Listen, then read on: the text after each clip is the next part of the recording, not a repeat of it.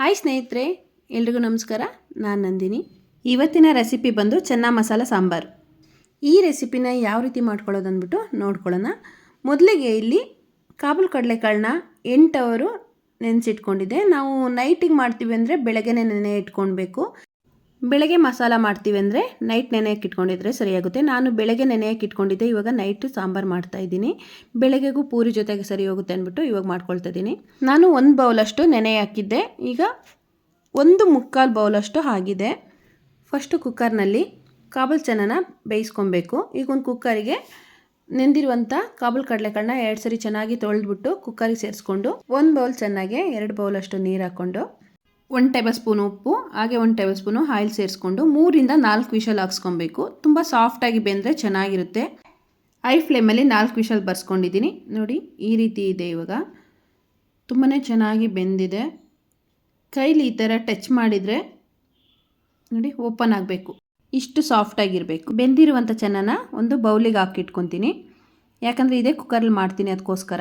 ಈಗ ಮಸಾಲೆಗೆ ಏನೇನು ಬೇಕಾಗುತ್ತೆ ಅಂತ ನೋಡ್ಕೊಳ್ಳೋಣ. ಇಲ್ಲಿ 1 ದಪ್ಪನಾದ ಈರುಳ್ಳಿ, 2 ಹುಳಿ ಟೊಮೊಟೊ, 1 ಟೇಬಲ್ ಸ್ಪೂನ್ ಜೀರಿಗೆ ಅಥವಾ ಸೋಂಪು, 1 ಇಂಚು ಶುಂಠಿ, 10ರಿಂದ 12 ಎಸಳು ಬೆಳ್ಳುಳ್ಳಿ, 1.5 ಇಂಚು ಚೊಕ್ಕೆ, ಒಗ್ಗರಣೆಗೆ ಕರಿಬೇವಿನ ಸೊಪ್ಪು 2 ಕಡ್ಡಿ, 1 ಪಿಂಚಷ್ಟು ಹುಣಸೆಹಣ್ಣು, ಸ್ವಲ್ಪ ಆದರೆ ಸಾಕು, ಅರ್ಧ ಟೇಬಲ್ ಸ್ಪೂನು ಕಾಳುಮೆಣಸು, 3ರಿಂದ 4 ಲವಂಗ, ಹಾಗೆ ಸ್ವಲ್ಪ ಕೊತ್ತಂಬರಿ ಸೊಪ್ಪು, 1 ಹೋಳು ತೆಂಗಿನಕಾಯಿನ ಚಿಕ್ಕದಾಗಿ ತುರಿದಾದರೂ ಸೇರಿಸ್ಕೋಬೋದು, ಇಲ್ಲ ಚಿಕ್ಕದಾಗಿ ಕಟ್ ಮಾಡಾದರೂ ಸೇರಿಸ್ಕೋಬೋದು.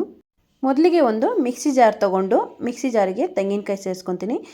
ಇದೆಲ್ಲವನ್ನೂ ಬೇಕಾದರೆ ಸಪ್ರೇಟಾಗಿ ಪೇಸ್ಟ್ ಮಾಡಿ ಇಟ್ಕೊಬೋದು. ತೆಂಗಿನಕಾಯಿ ಸಪ್ರೇಟು, ಟೊಮೊಟೊ ಸಪ್ರೇಟು ಪೇಸ್ಟ್ ಮಾಡಿ ಸೇರಿಸಿದ್ರೆ ಅದು ಕೂಡ ಚೆನ್ನಾಗಿರುತ್ತೆ. ಇಲ್ಲ ಒಟ್ಟಿಗೆ ಟೈಮ್ ಇಲ್ಲ ಅಂದರೆ ಎಲ್ಲನೂ ಒಟ್ಟಿಗೆ ಹಾಕಿ ರುಬ್ಕೊಂಡು ಮಾಡೋದ್ರಿಂದ ಅದು ಕೂಡ ಚೆನ್ನಾಗಿರುತ್ತೆ.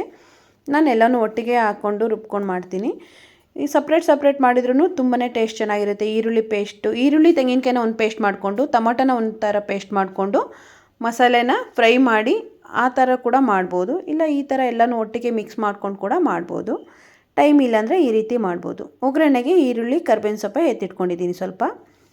ಇವಾಗ ಇಲ್ಲಿ 1.5 ಟೇಬಲ್ ಸ್ಪೂನು ಚಿಲ್ಲಿ ಪೌಡರು, ಹಾಗೆ 1.5 ಟೇಬಲ್ ಸ್ಪೂನು ಧನಿಯಾ ಪೌಡರು, 1 ಏಲಕ್ಕಿ, 2 ಟೇಬಲ್ ಸ್ಪೂನು ಬೇಯಿಸಿಟ್ಟಿರುವಂಥ ಚೆನ್ನನ ಸೇರಿಸ್ಕೊಂಡು ನೈಸಾಗಿ ರುಬ್ಕೊಳ್ಬೇಕು.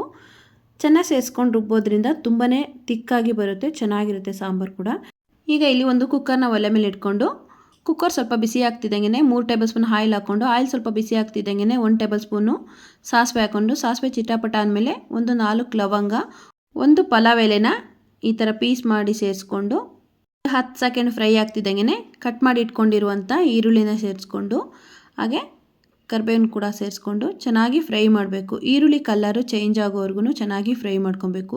ಈ ರೀತಿ ಇಲ್ಲ ಅಂದರೆ ಇನ್ನೂ ಒಂದು ಟೈಪ್ ಮಾಡ್ಬೋದು. ಎಲ್ಲವನ್ನೂ ಪೇಸ್ಟ್ ಮಾಡಿಕೊಂಡು ಈರುಳ್ಳಿ, ಚೊಕ್ಕೆ, ಲವಂಗ, ಶುಂಠಿ, ಬೆಳ್ಳುಳ್ಳಿ ಪೇಸ್ಟ್ ಮಾಡಿಕೊಂಡು ಕೂಡ ಅದನ್ನು ಫ್ರೈ ಮಾಡಿಕೊಂಡ್ರೆ ಅದು ಕೂಡ ಚೆನ್ನಾಗಿರುತ್ತೆ. ಇಲ್ಲ ಎಲ್ಲವನ್ನೂ ಒಟ್ಟಿಗೆ ರುಬ್ಕೊಂಡು ಈ ರೀತಿ ಒಗ್ಗರಣೆ ಮಾಡ್ಕೊತೀವಿ ಅಂದರೂ ಅದು ಕೂಡ ಚೆನ್ನಾಗಿರುತ್ತೆ. ಈರುಳ್ಳಿ ಸ್ವಲ್ಪ ಕಲರ್ ಚೇಂಜ್ ಆಗ್ತಿದ್ದಂಗೆ ರುಬ್ಬಿಟ್ಕೊಂಡಿರುವಂಥ ಮಸಾಲೆ ಸೇರಿಸ್ಕೊಂಡು ಚೆನ್ನಾಗಿ 3ರಿಂದ 4 ನಿಮಿಷ ಚೆನ್ನಾಗಿ ಫ್ರೈ ಮಾಡಬೇಕು. ನೀರೇನು ಸೇರಿಸಬಾರ್ದು. ಚೆನ್ನಾಗಿ ಫ್ರೈ ಆಗಿ ಎಣ್ಣೆ ಬಿಟ್ಕೊಬೇಕು, ಅದುವರೆಗೂ ಚೆನ್ನಾಗಿ ಫ್ರೈ ಮಾಡ್ಕೊಬೇಕು. ನೋಡಿ ಚೆನ್ನಾಗಿ ಫ್ರೈ ಆಗ್ತಿದ್ದಂಗೆ ಈ ಟೈಮಲ್ಲಿ ಸ್ವಲ್ಪ ಮಿಕ್ಸಿ ತೊಳೆದು ನೀರು ಸೇರಿಸ್ಕೊಂಡು, ನಿಮಗೆ ಯಾವ ಹದಕ್ಕೆ ಬೇಕೋ ಆ ಹದಕ್ಕೆ ನೀರು ಸೇರಿಸ್ಕೊಬೋದು. ಆರ್ತಾ ಇರುತ್ತೆ ಮಸಾಲೆ, ನೋಡಿಬಿಟ್ಟು ನೀಟಾಗಿ ಮಿಕ್ಸ್ ಮಾಡ್ಕೊಬೇಕು. ಆ ಕಡೆ ಈ ಕಡೆ ಸ್ಟವ್ ಮೇಲೆಲ್ಲ ಹಾರುತ್ತೆ. ರುಚಿಗೆ ತಕ್ಕಷ್ಟು ಉಪ್ಪು ಸೇರಿಸ್ಕೊಂಡು ಮತ್ತು ಚೆನ್ನಾಗಿ ಫ್ರೈ ಮಾಡ್ಕೊಳ್ಳಿ. ಎಷ್ಟು ಚೆನ್ನಾಗಿ ಫ್ರೈ ಮಾಡ್ಕೊತೀವೋ ಅಷ್ಟು ಚೆನ್ನಾಗಿರುತ್ತೆ. ಇಲ್ಲಿ 1 ಟೇಬಲ್ ಸ್ಪೂನು ಮೊಸರು ಹಾಕ್ಕೊತಾ ಇದ್ದೀನಿ. ನೀವು ಬೇಕಾದರೆ ಹಾಕೊಬೋದು, ಇಲ್ಲಾಂದರೆ ಸ್ಕಿಪ್ ಮಾಡ್ಕೊಬೋದು. ಮೊಸರು ಹಾಕೋದ್ರಿಂದ ತುಂಬಾ ಚೆನ್ನಾಗಿ ಬರುತ್ತೆ ಟೇಸ್ಟು. ಈ ಸಾಂಬಾರು ಸೇಮ್ ಮಟನ್ ಸಾಂಬಾರು ಥರನೇ ಟೇಸ್ಟ್ ಬರುತ್ತೆ, ತುಂಬಾ ಚೆನ್ನಾಗಿರುತ್ತೆ. ಪೂರಿ ಜೊತೆ, ಮುದ್ದೆ ಜೊತೆ, ರೈಸ್ಗೂ ಕೂಡ ಚೆನ್ನಾಗಿರುತ್ತೆ. ನೋಡಿ ಈ ಟೈಮಲ್ಲಿ ಬೇಯಿಸಿ ಇಟ್ಕೊಂಡಿರುವಂಥ ಚೆನ್ನನ ಸೇರಿಸ್ಕೊಂಡು ಚೆನ್ನಾಗಿ ಮಿಕ್ಸ್ ಮಾಡ್ಕೊಳ್ಬೇಕು. ನೀಟಾಗಿ ಮಿಕ್ಸ್ ಆಗೋ ಥರ ಮಿಕ್ಸ್ ಮಾಡ್ಕೊಬೇಕು. ಇದು ಇವಾಗ ಸ್ವಲ್ಪ ತೆಳುವಾಗೆ ಮಾಡ್ಕೊಬೇಕು, ಯಾಕಂದರೆ ತಣ್ಣಗಾದ್ಮೇಲೆ ಸಾಂಬಾರು ಗಟ್ಟಿಯಾಗುತ್ತೆ. ಯಾಕಂದರೆ 2 ಟೇಬಲ್ ಸ್ಪೂನ್ ಚೆನ್ನ ಕೂಡ ಹಾಕೊಂಡು ರುಬ್ಕೊಂಡಿರ್ತೀವಲ್ಲ, ಅದಕ್ಕೋಸ್ಕರ. ಚೆನ್ನಾಗಿ ಕುದಿ ಬಂದಮೇಲೆ ಕೊನೆಯಲ್ಲಿ 1 ಟೇಬಲ್ ಸ್ಪೂನು ಚೆನ್ನ ಮಸಾಲೆನ ಹಾಕ್ಕೊಂಡು ಚೆನ್ನಾಗಿ ಮಿಕ್ಸ್ ಮಾಡ್ಕೊಳ್ಳಿ. ಕೊನೆಯಲ್ಲಿ ಬಿಸಿ ಬಿಸಿ ಇರುವಂಗೆ ಚಿಕ್ಕದಾಗಿ ಕಟ್ ಮಾಡಿ ಇಟ್ಕೊಂಡಿರುವಂಥ ಕೊತ್ತಂಬರಿ ಸೊಪ್ಪನ್ನ ಸೇರಿಸ್ಕೊಳ್ಬೇಕು. ತುಂಬಾ ಚೆನ್ನಾಗಿ ಬರುತ್ತೆ ಸಾಂಬಾರಂತೂ. ಇದ್ರ ಮುಂದೆ ಮಟನ್ ಸಾಂಬಾರು ಕೂಡ ಇರಲ್ಲ, ಅಷ್ಟು ಚೆನ್ನಾಗಿರುತ್ತೆ.